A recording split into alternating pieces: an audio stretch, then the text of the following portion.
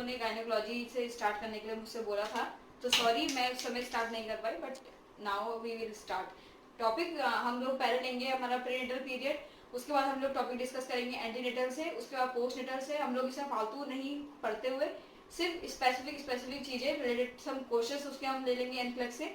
उसके बेस पे हम थोड़ा सा आप लोगों का आपका स्टडी बेस जैसा भी आपका पैटर्न चल रहा है, आप लोगों का रिवीजन भी हो जाएगा और साथ साथ कुछ नए क्वेश्चन भी आपको देखने को मिल जाएंगे। ठीक है, तो हम लोग स्टार्ट करेंगे अपना टॉपिक। देखिए, प्रीनेटल पीरियड में सबसे पहले हम लोग बात करते हैं गेस्टेशन। तो गेस्टेशन टर्म कहने का क्या मतलब है, ये सब लोग मोस्टली सब लोग जानते हैं। गेस्टेशन टर्म कहने का मतलब क्या है? गेस्टेशन मतलब होता है वो period from fertilisation of ovum, जब एक ओवम फर्टिलाइज होता है उस समय से लेके जब तक वो डिलीवर नहीं हो जाता, उसको हम क्या बोलते हैं? पीरियड ऑफ गेस्टेशन बोलते हैं। ठीक है, तो हम लोगों ने क्या कहा? गेस्टेशन क्या है?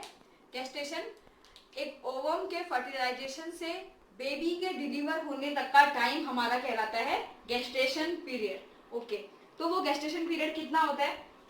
गेस्टेशन पीरियड के लिए बेसिकली हम एक फॉर्मूला यूज करते हैं जिसको हम लोग आप सब लोग जानते हो, निगल्स फॉर्मूला, या फिर इसको निगल्स रूल कहा जाता है। ठीक है, तो हम लोग निगल्स रूल में हमने क्या बोला था? निगल्स रूल की ना एक कंडीशन होती है।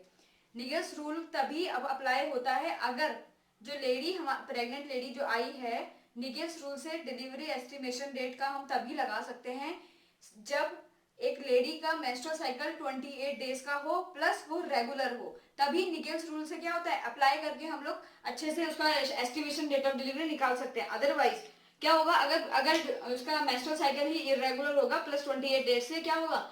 ऊपर आगे होगा या फिर जल्दी आता होगा मेंस्ट्रुअल साइकिल, तो उसमें क्या होगा?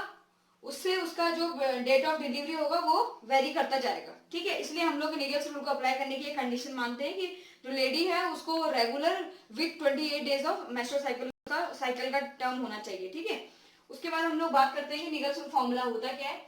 देखो, हम क्या बोलते हैं? Last menstrual period date, lady का जो भी लास्ट मेंस्ट्रुअल पीरियड डेट आया था प्लस उसमें हम लोग 9 मंथ्स ऐड करते हैं जो हमको पता ही है, उसके बाद हम उसमें प्लस 7 डेज करते हैं। ठीक है, ये हमारे पास निगल्स रूल होता है या फिर निगल्स फॉर्मूला होता है फॉर एस्टिमेशन ऑफ डिलीवरी। अब हम लोग एक बात करते हैं कि हम कितना मान के चलते हैं। हमारा गेस्टेशन पीरियड हमारा बेसिकली हम लोग लेके चलते हैं 280 डेज। गेस्टेशन पीरियड हम लोग लेके चलते हैं लगभग 280 डेज हम लोग क्या मानते हैं? आइडल मानते हैं। ठीक है, और उसके बाद हम लोग नया जो नेक्स्ट टर्म आता है हमारे पास वो होता है ग्रेविडा और पैरिटी। कुछ बच्चे इसमें कंफ्यूज रहते हैं हमेशा। देखो, ग्रेविडा और पैरिटी दोनों अलग होते हैं। प्रैक्टिकल बेस पे जब ड्यूटी लगती है तो इसमें सबसे ज्यादा रोल ग्रेविडा और पैरिटी निकालने का ही रहता है। देखो, ग्रेविडा में क्या होता है? ग्रेविडा कहने का मतलब है कि लेडी कितनी बार प्रेग्नेंट हुई है, मतलब एक लेडी का प्रेग्नेंट स्टेट क्या है, वो क्या है उसका? ग्रेविडा। ग्रेविडा ये बताता है कि एक लेडी कितनी बार वो प्रेगनेंसी उसने क्या की है? अडॉप्ट की है, कितनी बार वो प्रेगनेंसी की स्टेट में आई है। ठीक है, वो टर्म बताता है ग्रेविडा। देखो, ग्रेविडा के बाद हम लोग बात करते हैं एक टर्म इसमें इसके अंदर आता है नली ग्रेविडा। नली ग्रेविडा जैसे मैंने बताया अभी, इसमें सिर्फ ध्यान रखना है कि लेडी प्रेग्नेंट हुई है या नहीं हुई है। नली ग्रेविडा मींस अ प्रेग्नेंट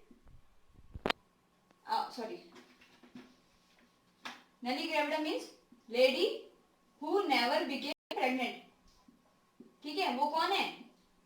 वो नली ग्रेविडा के अंदर आएगी। वो लेडी जिसने कभी प्रेगनेंसी की स्टेट क्या हुई? कभी उसकी प्रेगनेंसी की स्टेट नहीं आई। उसके बाद हम लोग बात करते हैं प्राइमरी ग्रेविडा। प्राइमरी ग्रेविडा कहने का मतलब है जिसको कभी भी एक बार वो प्रेगनेंसी की स्टेट उसने अडॉप्ट की है, उसका प्रेगनेंसी का स्टेट एक बार आया है। उसके बाद आता है बात मल्टी ग्रेविडा। मल्टी ग्रेविडा का कहने का मतलब क्या होता है? जिसने एक से ज्यादा बार प्रेगनेंसी क्या की है? अडॉप्ट की है। वो किसके अंदर आता है? मल्टी ग्रेविडा के अंदर आता है। ठीक है, ग्रेविडा का टर्म सबको समझ में आता है। कंफ्यूजन जो थोड़ा सा होता है वो होता है पैरिटी में।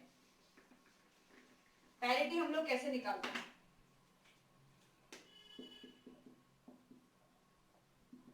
देखो, पैरिटी का सिंपल होता है। पैरिटी कहने का मतलब है लेडी की वो प्रेगनेंसी जिसमें उसने 5 मंथ क्रॉस कर दिया हो। पैरिटी कहने का मतलब सिंपल सा क्या है?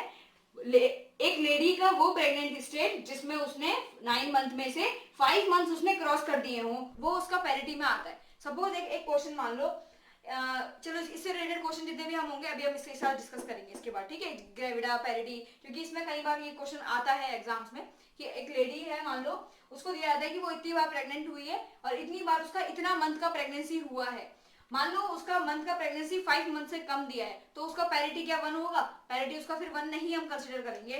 ग्रेविडा वो 1 हो जाएगा चाहे, लेकिन पैरिटी हम उसको 1 कंसिडर नहीं करेंगे, तभी कंसिडर करेंगे 1 जब उसने उस प्रेगनेंसी को क्या किया हो, अपना 5 मंथ से आगे कंटिन्यू किया हो, ठीक है, उसको हम लोग बोलते हैं पैरिटी। तो हम लोग अभी क्या कहेंगे, जैसे हमने ग्रेविडा की बात करी थी, नली ग्रेविडा, प्राइमरी ग्रेविडा और मल्टी ग्रेविडा की बात हमने करी थी, वैसे ही सेम इसमें होता है, नली पैरिटी, प्राइमरी पैरिटी और मल्टी पैरिटी। देखो नली पैरिटी वो वुमेन होती है जिसका कोई भी बर्थ, बेबी का बर्थ 5 मंथ से आगे ना गया हो। 5 मंथ्स को हम 20 वीक्स भी बोल सकते हैं, याद रखना, गायनी में हमेशा वीक्स ज्यादा इंपॉर्टेंस रखते हैं एज कंपेरिजन टू मंथ्स, क्योंकि उन लोगों को भी पता होता है मंथ्स हर कोई इजीली याद कर रख सकता है, लेकिन वीक्स को थोड़ा सा इसमें डिस्टर्बेंस नहीं करना है अपने माइंड में। नली पैरिटी को हमने क्या बोला कि जिस लेडी का बर्थ 5 मंथ से आगे नहीं गया, 20 वीक से, बेबी का बर्थ 5 मंथ और 20 वीक से आगे उसका टर्म नहीं हुआ है, ठीक है, तो वो किस में आ जाएगा? नली पैरिटी में आ जाएगा। उसके बाद हम लोग बात करेंगे प्राइमरी पैरिटी। प्राइमरी पैरिटी कहने का मतलब है कोई एक बेबी का बर्थ, मतलब किसी उस लेडी का कोई एक बच्चा क्या हुआ है 5 मंथ से आगे गया है, मतलब उसका जो गेस्टेशन टर्म है वो 5 मंथ से आगे गया है, ठीक है। उसके बाद हम लोग बात करते हैं मल्टी पैरिटी का। मल्टी पैरिटी कहने का मतलब है कि उसका एक से ज्यादा बच्चे क्या हुए हैं, उससे आगे गए हैं, 20 वीक से आगे उसने अपने बेबी को कैरी किया है, तो वो आ गए तुम्हारे मल्टी पैरिटी के अंदर, ठीक है। अब हम बात करेंगे टोटल गटपाल स्कोर की। देखो गटपाल में हम लोग, इससे डायरेक्ट क्वेश्चन आता है, इससे मैंने जो बताया था ना ग्रेविडा पैरिटी, अब देखो इससे डायरेक्ट क्वेश्चन बनते हैं। जी का मतलब मैंने बोला ग्रेविडा, ये तो पता ही है हमको, ग्रेविडा कितनी बार लेडी ने प्रेगनेंसी स्टेट हासिल किया। उसके बाद है टर्म पीरियड, हम कितने को मानते हैं? 37 वीक ऑफ गेस्टेशन को हम लोग क्या मानते हैं? टर्म पीरियड मानते हैं। किसी भी प्रेगनेंसी का टर्म पीरियड हम लोग 37 वीक ऑफ गेस्टेशन के बाद मानते हैं, ठीक है। उसके बाद होता है पी, कहने का मतलब क्या है? Pre term. Pre term baby कौन से बेबी होते हैं ये सबको पता है, बिफोर 37 वीक ऑफ प्रेगनेंसी जो बेबी क्या हो जाए, बॉर्न हो जाए, वो क्या है? प्री टर्म बेबी है। ए मीन्स एबॉर्शन, एबॉर्शन या फिर हम इसी को क्या बोलते हैं? मिसकैरेजेस। देखो एबॉर्शन में क्या होता है, एबॉर्शन में भी एक चीज ध्यान रखनी है, कई बार क्वेश्चन एबॉर्शन, इसमें भी क्या होता है ना, एबॉर्शन के लिए वही सेम चीज, ग्रेविडा को तो हम अगर 20 वीक ऑफ प्रेगनेंसी से पहले है तो उसको, उस एबॉर्शन को हम ग्रेविडा में भी काउंट कर लेंगे। लेकिन देखो जो हम पैरिटी की बात करेंगे ना, जो हम पैरिटी की बात करेंगे उस पैरिटी में वो तभी आएगा अगर वो 20 वीक के बाद का गेस्टेशन है और उसके बाद उसका एबॉर्शन हुआ है, तभी वो उसमें आएगा, समझ में आया। एल से हम लोग बोलते हैं लाइव बर्थ, वो बेबी जिन्होंने अपने 37 वीक ऑफ गेस्टेशन कंप्लीट करवा के क्या हुआ है, उसका बर्थ हुआ है, वो हमारे एल के अंदर आते हैं गटपाल स्कोर, ठीक है। इसमें से अब हम एक क्वेश्चन डिस्कस करेंगे एनक्लेस का, मैं लिखती हूँ इसको यहाँ पर। तो ये हमारे पास क्वेश्चन है गटपाल स्कोर का। देखो क्वेश्चन हमसे कह रहा है कि the nurse is collecting data during an admission assessment of a client who is pregnant with twins, ठीक है। The client has a healthy 5-year-old child who was delivered at 38 weeks. ठीक है. And tell the nurse that she does not have an history of any type of abortion or fetal demise using Gutpal score. Now document the client chart. ठीक है? Question clear हो गया? तो question ने क्या कहा कि एक लेडी है जो प्रेग्नेंट है और अभी उस पर क्या है, प्रेगनेंसी में ट्विंस हैं, और एक ऑलरेडी उसको 5-year-old बेबी है जो डिलीवर उसने 38 वीक पे किया है, उसके पास कोई एबॉर्शन का हिस्ट्री का बेबी नहीं है, और अब उसका डॉक्यूमेंट करना है हमको क्लाइंट चार्ट, ठीक है। वो हम इसको करते हैं। देखो ग्रेविडा मैंने आपको क्या बताया था, ग्रेविडा मैंने ये बताया कि लेडी कितनी बार प्रेग्नेंट हुई, उस प्रेगनेंसी में ये मतलब नहीं है कि इसमें ट्विंस हैं या क्वाड्रिपेंस हैं, ठीक है, ये मतलब हमको उसमें नहीं है, हमें मतलब यहाँ पर सिर्फ इतना है कि लेडी ने कितनी बार प्रेगनेंसी स्टेट क्या किया, ठीक है, प्रेगनेंसी स्टेट में वो लेडी आई है। अब यहाँ पे देखो ग्रेविडा में हमने क्या बोला, who is pregnant means presently वो प्रेग्नेंट है, और यहाँ पर उसने एक बेबी डिलीवर किया है, मीन्स उसका टोटल जो ग्रेविडा क्या क्या आएगा, G2 आएगा। समझ में आई ये बात? देखो ट्विंस से हमें मतलब नहीं है, ये यहाँ पे कंफ्यूजिंग के लिए दिया है कि ट्विंस से क्या ग्रेविडा पे असर पड़ेगा, ग्रेविडा पे असर नहीं पड़ेगा। लेडी तो प्रेग्नेंट उसी टाइम के लिए हुई है ना, प्लस उसके बाद एक एक क्या है, एक ऑलरेडी उसके बाद बेबी है, 1 + 1 हमने ग्रेविडा बोल दिया 2, ठीक है। उसके बाद हम लोग यहाँ पे हमें टर्म बेबी दिया है, टर्म हमसे पूछा है, टर्म कितना हुआ, टर्म उसके पास अभी तक एक ही बेबी है, ठीक है, टर्म उसके पास एक बेबी है, टर्म बेबी उसके पास 1 है, तो हमने बात कर ली टर्म बेबी उसके पास 1 है। प्री टर्म की हिस्ट्री उसने नहीं दी है, उसके पास वो फर्स्ट बेबी का भी टर्म अचीव किया उसने, प्री टर्म उसके पास कोई बेबी नहीं है इस समय पे, एबॉर्शन उसके पास नहीं है, no foetal demise is there, ठीक है, no any type of abortion plus no any type of foetal demise, कहने का मतलब है एबॉर्शन उसके पास नहीं है। एल से हम लोग बात करते हैं लाइव बर्थ, लाइव बर्थ उसके पास कौन सा बेबी है, दिस बेबी, उसके पास एक बेबी है जो अभी लाइव बर्थ है और 5 इयर्स ओल्ड है, तो हम लोग बात करेंगे L1। अब बताओ ये गटपाल स्कोर कौन सा ऑप्शन में दिया है, ग्रेविडा 3 नो, ग्रेविडा 2 यस, सिर्फ ये दोनों बचते हैं ना। अब इसमें देखो टर्म में भी इसने यहाँ पे 0 रख दिया, तो ये भी नहीं है, this one is the right answer, second option is the right answer. G2 T1 P0 A0 L1, कोई एबॉर्शन नहीं है, कोई प्रीटर्म बेबी नहीं है, लाइव बर्थ उसके पास एक है, ठीक है। ये हमारा गटपाल हमें क्लियर हो गया कि कैसे हमें किसी भी लेडी का गटपाल चार्ट करना है, ठीक है, ठीक है।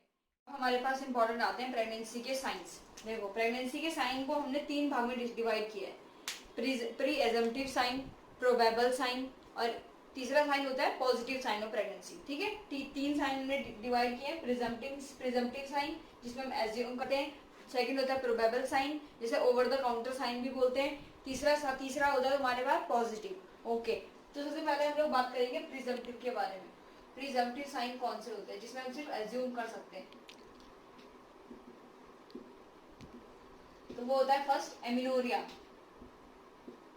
सबसे ज्यादा इंपॉर्टेंट। किसी भी लेडी को जब उसका मेंस्ट्रुअल पीरियड नहीं दोबारा से अचीव होता तो ही उसको क्या लगता है कि वो प्रेगनेंसी की स्टेट में जा रही है, मीन सबसे पहला इंपॉर्टेंट क्या है, एमिनोरिया। दूसरा हम लोग बात करते हैं नॉजिया एंड वॉमिटिंग। तीसरा हम बात करते हैं ब्रेस्ट टेंडरनेस, उसको क्या लगता है, ब्रेस्ट टेंडरनेस उसको होती है, ठीक है, breast tenderness. Urinary frequency, pregnancy की स्टेज में क्या होता है, यूरिनरी फ्रीक्वेंसी का स्टेज होगी, क्या होता है, फ्रीक्वेंसी बढ़ जाती है, ठीक है, तो उसको वो भी हमारा प्रिजम्पटिव साइन के अंदर आता है। तो हमने बात कर ली amenorrhoea, nausea vomiting, breast tenderness, urinary frequency बढ़ जाती है, फटीग, लेडी को क्या होता है, फटीग होने लगता है, ठीक है। और एक आता है इसमें क्विकनिंग, क्विकनिंग भी हमारा जो साइन होता है ना, जिसमें लेडी क्या करती है, फर्स्ट टाइम अपने बेबी के मूवमेंट्स को फील करती है। यूजुअली ये कब देखने को मिलता है, 16 to 20 weeks of pregnancy, time इसका बहुत इंपॉर्टेंट है। साइंस का जो है ना, देखो किसी एग्जाम में तो साइंस का मतलब पूछता है कि मान लो उसने कोई आपको साइन का एक लाइन दे दिया, आप बोला कि इसके अंदर क्या क्या होता है, ठीक है, लेकिन कुछ एग्जाम से पूछता है कि ये वाला साइन प्रेगनेंसी ये किस ड्यूरेशन में हमें देखने को मिलता है, ठीक है। तो quickening 16 to 20 weeks of pregnancy में देखने को मिलता है। क्विकनिंग कहने का क्या मतलब है कि जो फर्स्ट परसेप्शन होता है मदर के through, first perception of baby movement, जो बच्चे का पहला मूवमेंट मदर को फील होता है, उसी को हम लोग क्या बोलते हैं, बाय मदर, उसी को हम लोग क्विकनिंग साइन बोलते हैं, ठीक है, फर्स्ट परसेप्शन बेबी का मूवमेंट का। उसके बाद हम लोग बात करेंगे प्रोबेबल साइन या फिर over the counter sign of pregnancy जिसको बोलते हैं, ठीक है। प्रोबेबल साइन की बात करेंगे, प्रोबेबल साइन में ही मोस्टली इंपॉर्टेंट साइन हम लोग डिस्कस करते हैं। प्रोबेबल साइन जिसमें प्रोबेबिलिटी कह सकते हैं, ठीक है। पहला हम साइन इसमें सबसे इंपॉर्टेंट डिस्कस करेंगे जैकमर साइन, इसी को चैडविक के नाम से भी हम लोग जानते हैं, किसी जगह जैकमर साइन मिलेगा, किसी जगह चैडविक साइन मिलेगा। देखो इसके अंदर हम लोग बात कर, पहले तो ये जान लो ये कब मिलता है, फर्स्ट ट्राइमेस्टर ऑफ प्रेगनेंसी के अंदर मिलेगा, 8 वीक्स इसका हम लोग मानते हैं, इसको कंसिडर करते हैं 8 वीक्स। इसमें होता क्या है, violet discolouration of vaginal mucosa, violet discolouration of vaginal mucosa. या फिर इसी को हम ब्लूइश भी कह सकते हैं और पर्पलिश भी कह सकते हैं, ब्लूइश और पर्पलिश डिस्कलरेशन। हम लोग इसको क्या बोलते हैं, dusky hue of vestibule. Question कई बार इससे भी आता है, ये कौन सा साइन में देखने को मिलता है, and anterior vaginal wall.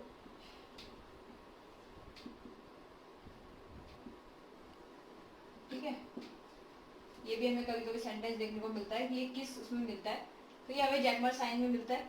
Plus एक और चीज हमें यहाँ पे मिलती है, ये साइन देखने को मिलता है due to increase vascular congestion बढ़ जाने की वजह से हमें ये देखने को मिलता है। ये sign vascular congestion vaginal mucosa में बढ़ जाने की वजह से हमें ये साइन देखने को मिलता है, जिसको हम लोग बोलते हैं जैकमर साइन और चैडविक साइन। प्रोबेबल साइन की हम बात करते हैं हैगर साइन। ठीक है, हैगर साइन बहुत ही सिंपल होता है। इसके अंदर हम बात करते हैं कि क्या होता है, लोअर यूट्राइन सेगमेंट का सॉफ्टनिंग होना ही हैगर साइन कहलाता है।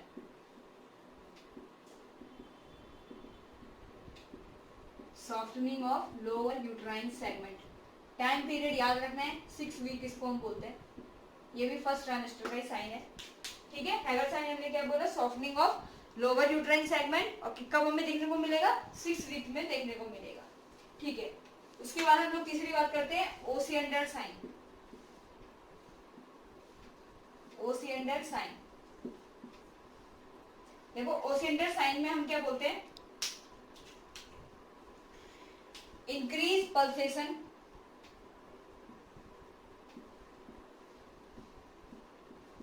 Felt in the lateral फॉर्निसेस।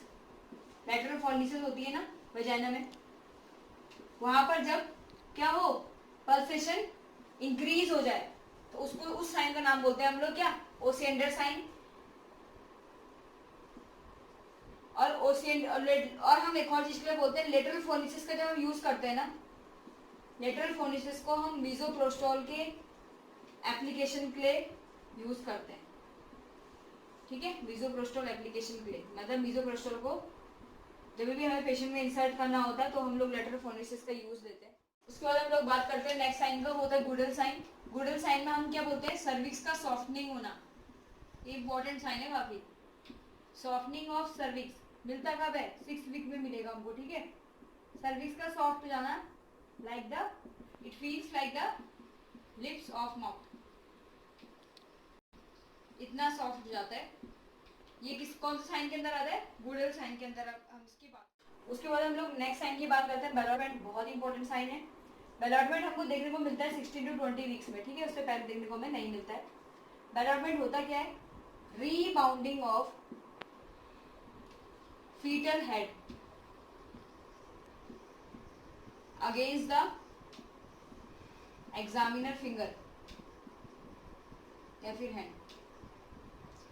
देखो फीटल हेड का जब प्रेशर लगता है ना, देखो दो तरीके के बेलॉटमेंट होते हैं, एक होता है इंटरनल बेलॉटमेंट, एक होता है एक्सटर्नल बेलॉटमेंट।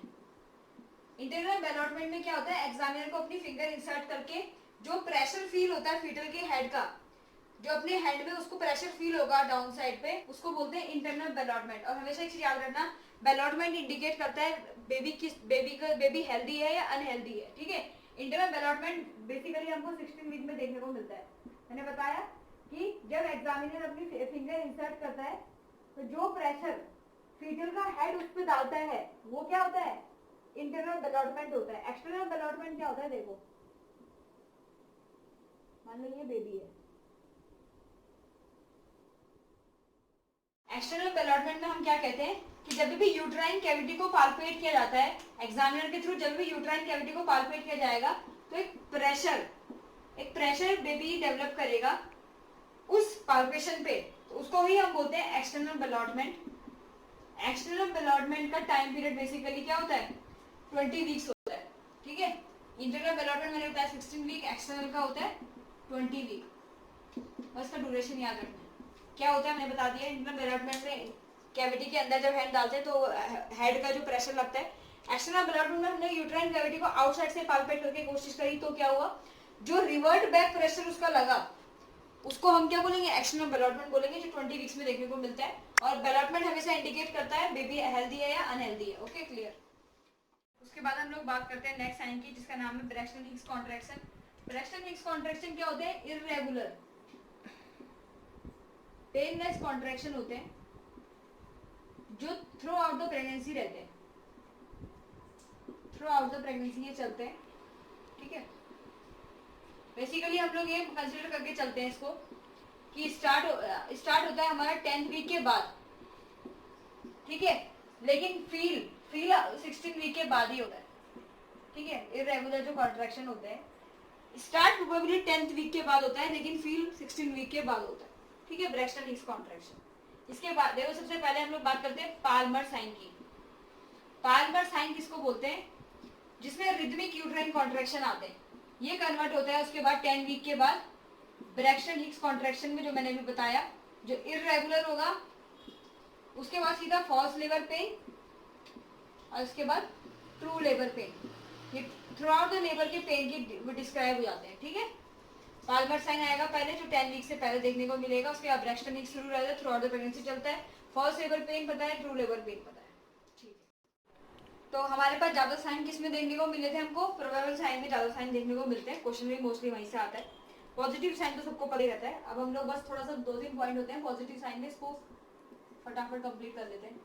पॉजिटिव साइन में पहला साइन तो ज्यादा भैया अल्ट्रासोनोग्राफी से अगर आपने बेबी को डिटेक्ट कर लिया है, फीटल आउटलाइन ग्रोथ आपको मिल गई है, तो वो क्या है? पॉजिटिव साइन ऑफ प्रेगनेंसी है, ठीक है। फीटल ग्रोथ आपको देखने को मिल गई है, ग्रोइंग फीटस आपको फाउंड हो गया, ठीक है। दूसरा हम बोलते हैं फीटल हार्ट रेट। अगर आपको फीटल हार्ट रेट बेबी का मिल रहा है तो क्या मतलब है? ये पॉजिटिव साइन ऑफ प्रेगनेंसी है। फीटल हार्ट रेट में से सिर्फ दो क्वेश्चन हमारे आते हैं, डॉपलर का और हाँ, फीटल हार्ट रेट का आता है कि डॉपलर से हम कब बताते हैं, और नॉर्मली फीटोस्कोप से हम लोग कब डिटेक्ट कर पाते हैं फीटल हार्ट रेट। तो पता है Doppler 10 to 12 weeks of pregnancy में हम लोग सबसे पहले डॉपलर से फीटल हार्ट रेट सुन सकते हैं, और फीटोस्कोप का 18 to 20 वीक्स और प्रेगनेंसी में हम लोग फीटोस्कोप से सुन सकते हैं हार्ट रेट। सबसे पहले बोलेंगे किससे सुनते हैं? तो डॉपलर से हम प्रेगनेंसी सबसे पहले फीटल हार्ट रेट को डिटेक्ट कर लेते हैं, उसके बाद हम फीटोस्कोप से डिटेक्ट करते हैं 18 to 20 वीक्स ऑफ प्रेगनेंसी में, ठीक है। यही हमारे पास क्या है? पॉजिटिव साइन ऑफ प्रेगनेंसी है, जिसमें हमारा 100% कंफर्म रहता है कि बेबी वहां पर है और बेबी का ग्रोथ किस तरीके से हो रहा है, ठीक है। तो ये हमारे पास 3 साइन थे, प्रिजम्पटिव, प्रोबेबल और पॉजिटिव साइंस। एक बार फिर से इसको गो थ्रू कर लेना, कुछ भी इसमें टफ नहीं है, बस याद रखना है टाइम पीरियड, किस टाइम पे कौन सा साइन आया और कौन सा साइन का क्या मतलब है, बस इतना ही हमको ध्यान रखना है।